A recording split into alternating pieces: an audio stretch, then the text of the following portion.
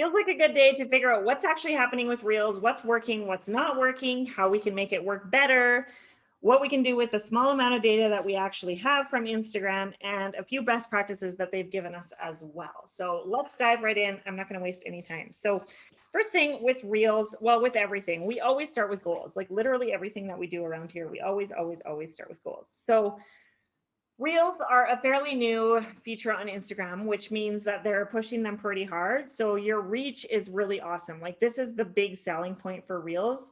I don't know about you, but if I open the Reels tab, I don't even open it on my work account anymore because it's the algorithm is, oh, I need to just like fix it and watch other stuff and like downvote and stuff. But anyways, all I see, I open up the Reels tab on my work account and I'm like, how I grew my audience to 80 billion people in 6 weeks. And it's like Reels, Reels, Reels. That's like, I have seen so many people do like that same reel. And I've also gone in and checked to make sure like, oh, what's actually happening? They're lies. People are lying. And it's just like, oh, not gonna rant, not gonna rave, but it really just like gets me when that's what I'm seeing and that's what's happening. So I don't know. That's just my own personal little thing. That being said, if you are trying to grow your audience, reels are helpful for that, no lie. So that's long story short, that's what I was getting at. If you are trying to grow your audience, reels are helpful. I cannot guarantee that you're going to get to 11 bajillion people in 6 weeks. In fact, I don't think that's a good idea whatsoever. But yeah, you will see more audience growth if you're posting reels consistently. Audience growth, let's see what else. If you want to nurture your audience. So I'm going to step this back a little bit more and we're just going to talk about reels, like rather than goals for just like reels as a whole, I want to think about individual reels. So what we're talking about with individual reels, if you want to grow your audience, you want to post content that establishes your expertise because you want someone to come across a reel and see your stuff and be like, okay, this is helpful. This is valuable information. You want them to look through your reels and get a really good idea of what you're about and how you can help them and what's in it for them. And then they'll hit follow, right? Like that's what makes your content really addicting. If you have an existing audience that you are trying to nurture, which I'm a much bigger fan of this personally, the numbers don't matter, the depth, it's depth over width, right? Like you've all heard this a million times. If you're trying to nurture your audience, you want to post relatable content. So you're going to see some mixture, like you're not going to be like, this reel is 100% relatable and not at all establishing my expertise or vice versa, right? Like there's going to be a mix, but it's just something to keep in mind as you're creating your content, like what's my actual end goal here? Am I really trying to grow my audience or am I trying to nurture my existing audience? So that's where we start. Let me just find my notes. Okay, so goals, start with goals. Then the next thing, so this spreadsheet has been super helpful for me. You also have access to this. I really like to have all of my information in one place so that I can see everything at once. And especially like when I did the hashtag section, and just all of this, like if as I'm looking at all of this as a whole and trying to analyze what's working and what's not working, it's really helpful to just have everything in one spot. So I've tracked like obviously the title you need, this is the number of hashtags. This is the number of shares, likes, blah, blah, blah. Okay, so tags, let's look at the hashtags. So this I should have actually covered in the hashtags lesson. But if you look at the number of hashtags, so this one, these are sorted by like lowest plays to highest plays. So 2 hashtags clearly like didn't really cut it. A little slower pace. So there's also notes so you can see what you also did. Never liked it. This reel is dumb. Are you seeing a trend? Talking head, zero makeup, nothing special. Like I wasn't feeling it on these. Like this is just, that's what it is. So, but if we're just looking at the hashtags in and of itself, if I look at my higher ones, like look at my top performing top performing reel of all time, only had 8 hashtags. So that's where I'm like, I know that I didn't need 30 in order to make a great hashtag. But again, it's a mixture of all of the elements together that really makes the recipe, right? It's like when you're cooking, if you miss one ingredient, might just come out really flat. They're all super important and like it's important to hit as many of them as you can. So when I originally did this, I honestly thought it was going to be likes and comments. I was like, that feels like what it is. Like at the time, I was just kind of going by my gut because that's kind of how I like to do things. And I was like, no, I feel like all the really high performing reels, they have the most comments. So that was what I thought at the time. But if you look at, let me see, Beat the Mindless Scroll #1. That's one of my um, top reach, but it only had 9 comments. And if I averaged out, like, I think it was like the top 10 or 15 of my reels and looked at the number of comments, and the average was 35. So 9 is super duper low. So I know that it's not the comments. And then if I also look at the likes just kind of grow along with the rest of the reel. So if you look at, yeah, 330, 47, like, look, this is like a pretty straight up percentage.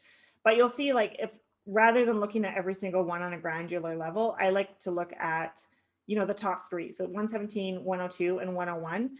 Those are the highest likes, and they're also in the top 10 reels. Is that a coincidence? I don't know. I think it just kind of grows with it. And honestly, I'm not going to spend a lot of energy worrying about my likes because I think they're not that important. So really straight up, as far as like the number of plays, it has to be watch time. So another reason that I'm coming to this conclusion is that Instagram likes to copy other apps.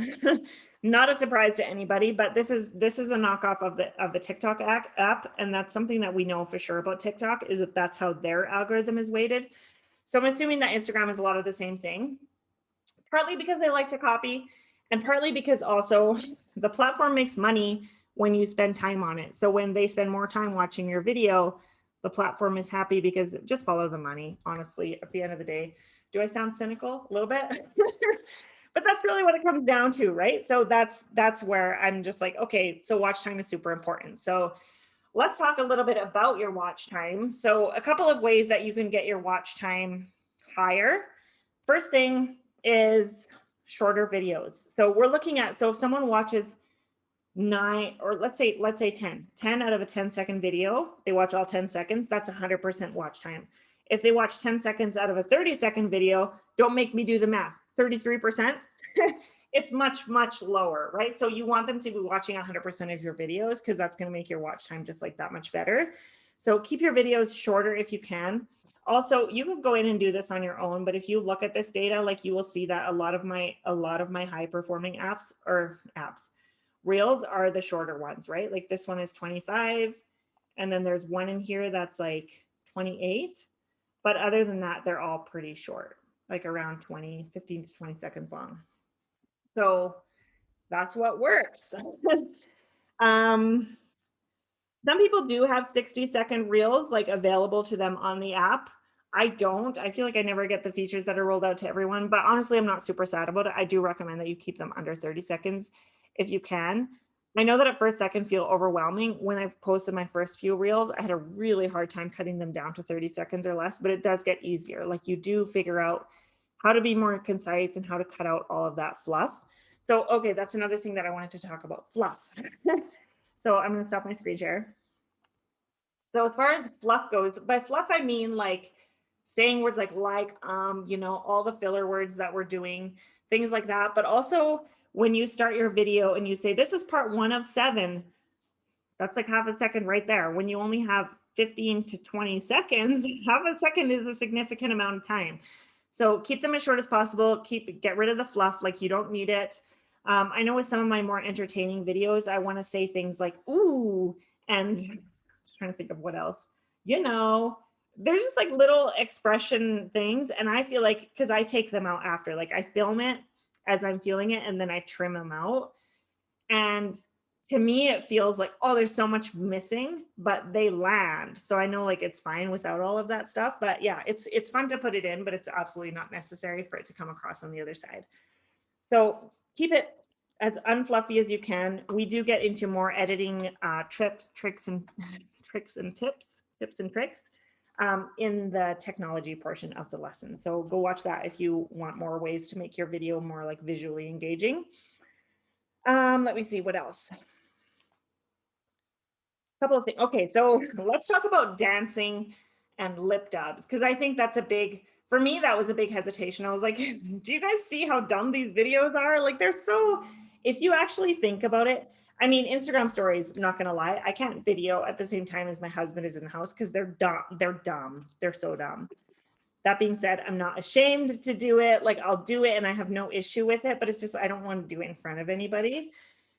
Because it feels stupid. And like how much dumber are reels when you're sitting there doing this, right? Like there's nothing there. I don't know. Like it's just I'm too old for this. I think that's really what it comes down to. I'm like, this is just yeah.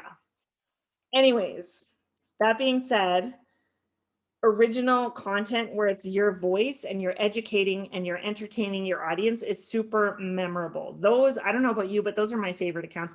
I hope I'm one of your favorite accounts to follow. And that means that what I'm saying is true, because I do really try to post original content that's not like me doing lip dubs or whatever. And I did one, and I'm not even going to imitate it because I just don't have it in me.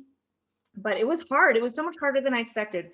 It's really easy to do original content. It's really similar to Instagram stories, especially when you're first starting out. Like just talk face to camera, get your message across and call it a day. And you can get fancy with all of the tech and the transitions and like the video edits and all that stuff later. Just show up and start doing the thing to start with, and then you'll get better at it as time goes by. So that's my first thing. Like, you don't have to dance, just be helpful, be valuable. You know, this isn't 1985. You know how marketing works now. And that's a huge part of it, is like, be helpful. What is it? Jab, jab, jab, right hook, where you're like being valuable, valuable, valuable, and then you're asking for the sale. You've all heard this a million times. It's not news. So we're not going to dwell on it, but you don't have to dance unless you want to. If that's like on brand for you and you really love to do that, like I have no issue with other people doing it. I just know for me, it's not for me. And I want to be as memorable and original as possible. So one other thing I was looking at, if you just look at your notes, I was looking at a few recent reels, and I did want to share some examples of like high performing versus low performing reels.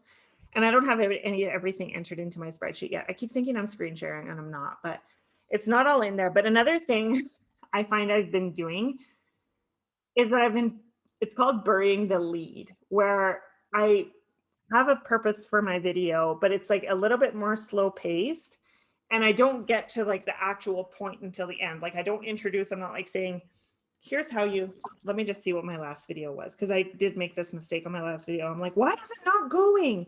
I only have 316 views on it.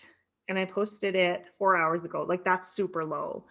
So, and my one prior to that also tanked, which is not a great feeling, but I tell myself I'm experimenting, which I am. And it's just a matter of like volume, and then I'm going to figure out. So this is going to be the same thing for you, where you see yourself posting things and then you're going to catch yourself and be like, oh, that's the mistake I'm making. So I'm burying the lead. So I posted how to come up with unique ideas for your reels. And I shared exactly how to do it. So the first thing is, and this is a lot of the stuff that we're talking about here, start with your end goal, come up with some juicy educational content, just short and sweet, kick it up a notch with entertaining sound or format, and spice it up with transitions. I'm actually going to do an experiment on this. I'll share it in my private story so that you can see it if you're part of the toolbox. I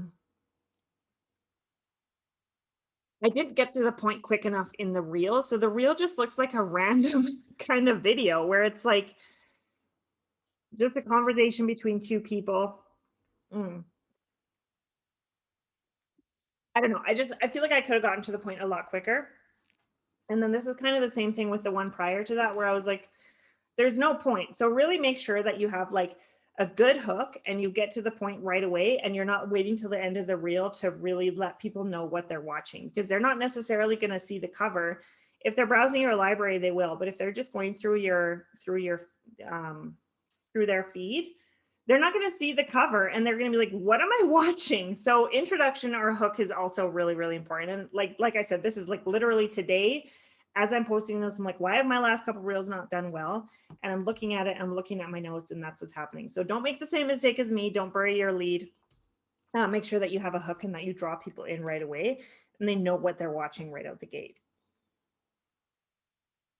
All right, so finally, oh, one more thing, and then I'll get to the Instagram stuff. So this one's super important across the board, and that's closed captioning. It's like whether you're speaking or not, like I said, it's really important for people to know what they're watching. So make sure that you have closed captioning. People are going to be watching on silent. There's people that are hearing impaired. You want your brand, you need your brand to be accessible as possible.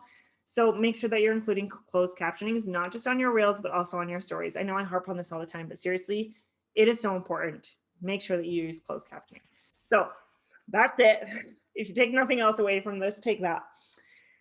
So also Instagram has shared a little bit of information about what brands and creators should be posting and shouldn't be posting to reels that will make it perform better. So according to Instagram, you want to post reels that are entertaining, fun, or inspiring. So I know that can feel like a lot to pick up, especially if you don't consider yourself like a really fun or entertaining person or inspiring. Honestly, I don't think I'm necessarily an inspiring. It feels cheesy, right? So if it doesn't feel like it matches up to your personality, but that's where these cheat sheets come in super handy. So you have your topic ideas, which you can use. Honestly, you can use anything from the toolbox as well. Like if you take a caption from there, you can make that into a reel. Like you can repurpose all of this stuff. We also have some sound ideas, which we're going to get into the sound in a minute. But then we also have the format. This is where the format ideas come in. So this is very helpful for me, where you don't have to be a funny person to just demonstrate what you're saying, but it's more visually interesting. And that's what we're trying to do, is we're trying to keep the viewer engaged, and you want to keep it interesting. So a talking head sometimes can work. Like I've had some good success with talking head videos where it's just like this, where it's like a person, you know what a talking head video is. But if you want to add some spice to that without like a whole lot of effort, you can take one of those reaction videos or you can even respin it yourself if you wanted to. But just, you can find a reaction video where it's like someone, you know what I'm talking about, right? Where the remix is. I'm going to explain it just in case you don't. And I'll also share a link in the course content. I don't know where, but it will be right by this video somewhere. You can tell I'm kind of winging it on this. Anyways, a remix, and I'll share an account where they have remix videos where it's just like a group of people that are like leaning in and like, oh, ooh, and like reacting to what you're saying. So it's really fun to put those side by side because yeah, it just is. So that adds a little bit of spice without a lot of extra effort. Again, if it's on brand, the help desk is a really easy one. So you can do like, hi there, welcome to the Instagram help desk. How can I help you? And then it's like a frequently asked question. Those are really actually easy to put together. You don't have to be super funny or anything like that. They're just a little bit more like the viewer's eye is switching between two different things, which makes it really interesting because it's like a conversation. So there's like lots of bouncing back and forth. Lip dubs, dancing, we'll get to that again. Demonstrating what you're saying, I think I talked about that. Life size quiz, you've seen those where it like pops up the options and then you tap it. And again, I'm not loving all this stuff, but I mean, I'm not opposed to it. I would do it. I'm planning to do a life size quiz. So like I said, there's lots of ideas in here. So hopefully that gets the wheels turning where you can kind of get things started. And otherwise also transitions. I just filmed those this morning. I'm very excited to get all those tutorials out because even just like visually, even if the actual script isn't necessarily super entertaining, if you could mix up your angles and have transitions and things like that, then that's also really helpful from a visual standpoint. So that's what Instagram likes. Using creative tools, using music from Instagram. So I did want to talk about music as well. Instagram, like I said, according to them, they have released this information for us as brands and creators to use. So they know, or they have said specifically that they want us to use music from Instagram. So much talking. From the Instagram app. So that being said, like I'm fine with using Instagram music. And did I even? Okay, I need to add this to the spreadsheet. I'll add it to the spreadsheet for you guys. But yeah, I need to add if I've used like original audio or Instagram music on my reels, because that's another factor, right? That could play into the success of a reel, clearly, as indicated by Instagram themselves. The thing is about using music like that is that these artists did not necessarily create this music to have us use that music to promote and sell products and services. Like that just feels gross, right? So there's copyright issues there where maybe it's not happening today, but I'm calling it like music is not, and a lot of business accounts don't have music for this exact reason, is because you're not supposed to be using this music is not created to promote products and services. So, like I said, Instagram says that you are supposed to be using their music, which is fine, but I would say it's probably temporary. And if you can use, again, original audio, that's you and your brand and your face and your voice, that's a lot more memorable and a lot more sticky than using some generic music. So that's just my opinion. Do what you will. Um, and I use kind of a mixture where it's original audio or Instagram music because, like I said, Instagram has clearly like they've told us that that's what they want us to do right now. But yeah, if you don't have Instagram music, do I have this in the tech tutorials? I'll put it in the tech tutorials of how to approach if you don't have Instagram music, what you could do instead. So that's like the yes, you should do this from Instagram. Then on the flip side, they have also told us what we should not be doing. So I'm just going to rattle these out. Do not post reels that are blurry. Do not post reels that are visibly recycled from other apps, aka TikTok. I don't know about you, but after they made this announcement, I definitely noticed a reduction in what I was seeing from other apps. So you can download a TikTok without the watermark and reuse that. Just don't have the watermark on it. Do not post reels that have a border, which surprised me. Didn't know that was a common problem, but don't put a border on them. Do not cover the majority of your image by text. And I know this is a really big thing. Facebook and Instagram are owned by the same company. And this is a really big thing with Facebook ads too. You have to be so careful of how much text you have over top. So just make sure that most of the visual is an actual brand visual, either your face or something with your brand where it's a smaller amount of text. And also don't meet the community guidelines. So that's pretty self-explanatory. You want to be obviously posting things on the app that meet up with the community guidelines. So not going to get into that, but that's also what they have recommended. So just to recap, analytics, best practices, the most important thing is, according to the algorithm, is watch time. So once you get that watch time up, you're going to get more plays, you're going to reach more people, all the things are going to happen. I did look, you used to be able to tell, how do I word this? How many replays, like how many people looped it versus how many people saw it. They took that away, so I can't see it anymore. But from what I saw in the short time that was available, was usually it was about double. So the number of people that it was reaching was about half of the number of plays. So that means most people were playing my reels about 2 times. Like some people are going to play it 3, 1, you get the gist, but it was about double. So usually that's what I take as a rule of thumb now, where I'm like, okay, if 300 people played it, if I had 300 people played, then I probably only reached about 150 people, 3,000, 1,500, right? So I about half it for like my actual number of people that I reached. What else? Watch time is the most important thing, according to the algorithm. But there's a reason that I put tangible results in the columns on the spreadsheet. And that's because that, to me, I'm like, that's what I want to be seeing. So if I look at my personal top performing reel was the one where I got about, I counted at the time and then I lost my paper. I got about 20 leads out of one reel where people were hot and ready to buy. They were like, yep, sign me up. Like, I want this thing. That's amazing. So to me, that's my top performing reel. It is not my top performing reel according to the views. So if I look at the views, I had about just over 2,000 views on that reel. I haven't had any reels go viral, which is fine, but my highest viewed reel is 3,000, just over 3,000. So that means that my top performing reel, according to me, only has about 2/3 of the amount of views as my top performing reel according to Instagram. Does that make sense? So again, just keep in mind your goals as you're working through your stuff. For my tangible results, I also wrote, like, if I had a small audience boost, like if I noticed like that I was actually getting a few more followers. If you get 20 followers right after posting one reel, yeah, like you're seeing an audience boost, like that's something to take note of, especially if it's one of your goals. Take a note either way. Because then when you are trying to grow your audience, you're like, okay, why did this work so well? What's happening? Okay, so I'm looking at this. This was the Mother's Day remixed reel where I noticed new followers. That's because I tagged 5 people and I like did a this is what's working. So look at your goals, look at your tangible results, and then kind of just pull the pieces together. And like if you want to boost your audience, do more of this. If you're trying to get leads, do more of this. If you're trying to find your groove, do more of this. If you want DMs with questions, do more of this. These are all tangible results that I've written down. Even the first reel I ever did, I wrote down, got the first one done. That's a tangible result, because to get to the 50th one, you got to do the first one. So Just get it done. The more that you can do and the more that you can play with, the more helpful it is to you for finding analytics and finding information, knowing what the results are, and then putting, like, the more data you have, really, the better off you are. So that's really it in a nutshell.